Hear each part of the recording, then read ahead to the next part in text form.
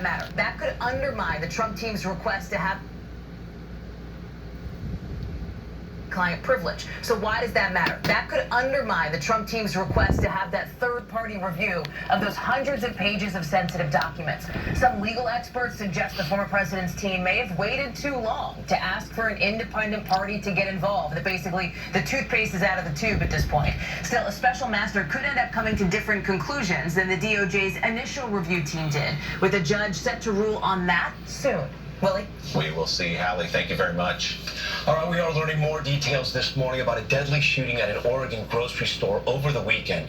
Police say one of the two victims who died was a Hero employee who was killed while attempting to disarm the gunman. They say 66-year-old Donald Ray Surratt Jr. likely saved the lives of others in the Safeway store by physically attacking the shooter who was carrying an assault-style rifle.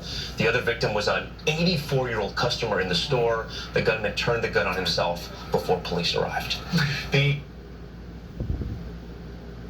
U.S. Mint is rolling out 5 more coins in honor of groundbreaking American women. The agency announced the new designs yesterday, which include one for Eleanor Roosevelt, the longest-serving First Lady who later became a delegate to the United Nations. Also, barrier-breaking aviator Bessie Coleman is featured. She is the first African-American and Native American woman pilot. The coins will enter circulation next year. Those are keepers. That's a good deal. You guys ready for a boost? Yeah. All right. The deal with the Justice Department, it appears like that for some strange reason, I don't know why, that the Justice Department is saying that it was a day late and $1 short pertaining to basically the toothpaste. Like she talked about being out of the tube. Once it gets out of the tube, it's hard to put it back.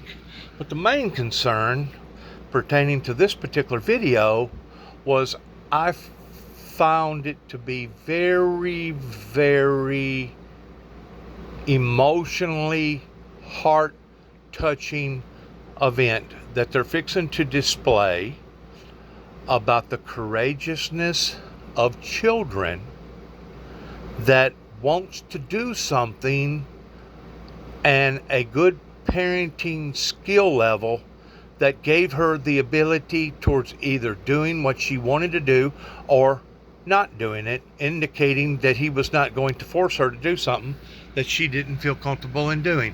If you don't mind, please watch this particular segment. I absolutely adored it.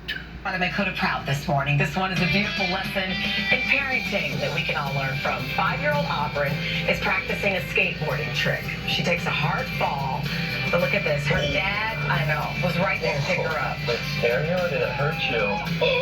The drop-in was amazing, you know that, right? But it's like so bad. I'm kind of scared and I really want to do it. Sometimes it's scary doing hard things. And it's totally up to you whether you want to give it a go right now. You can skip this. You don't have to do this.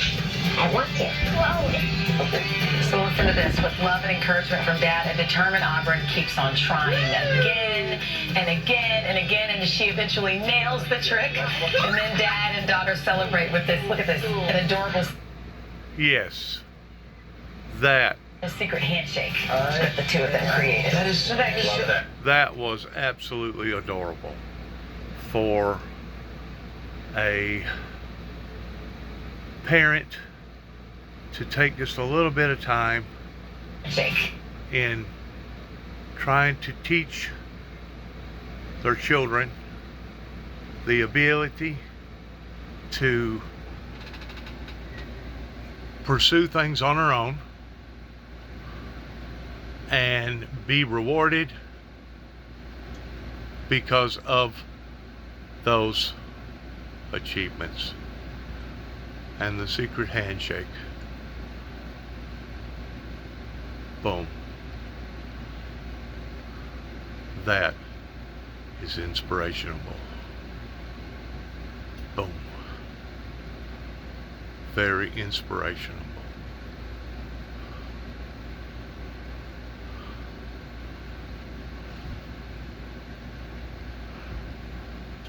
Way to go, Dad.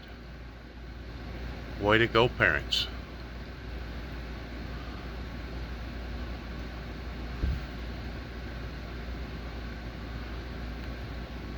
I can still remember to this day, the first time that I remember going to the lake and actually pursuing in swimming.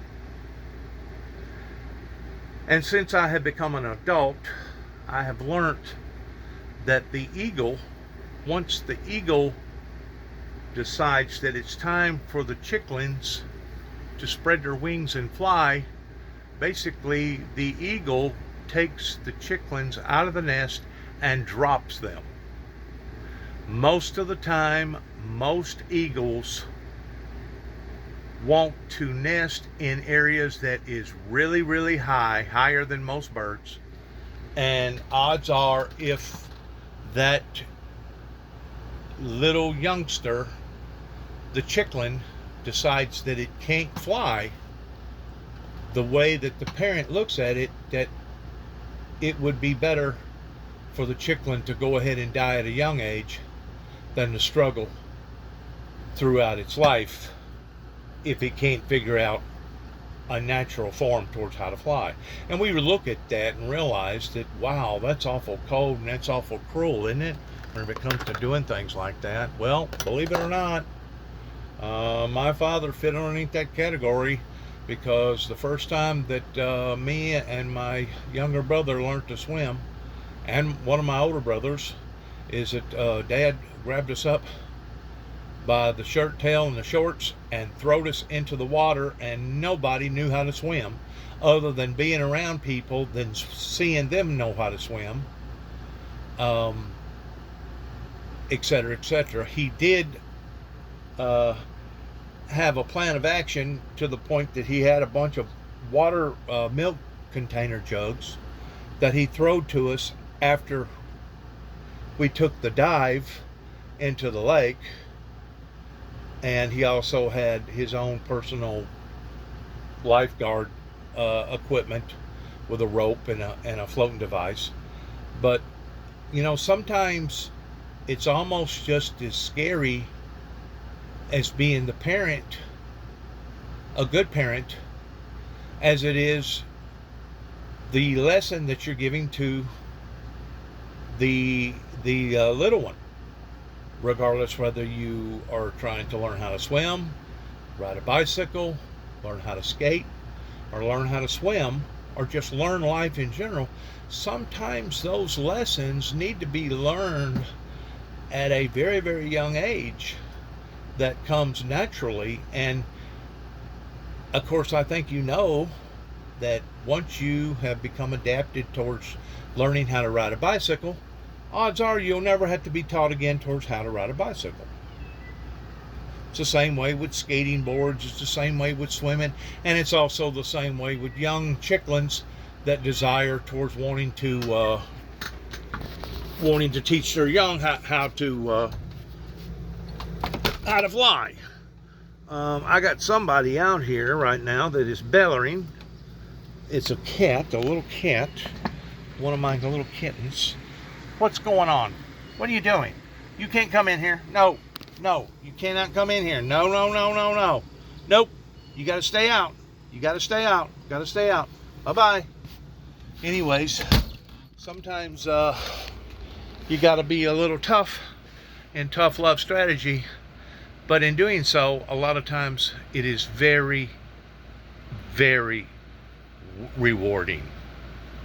2 thumbs up to the parent here that took a little time and a little interest towards doing something that his daughter wanted to do, even though she had spilled towards having a minor accident. She still had the fortitude and the courageousness of getting back up and learning what she wanted to do. It goes back to the old saying that if first you don't succeed, try again.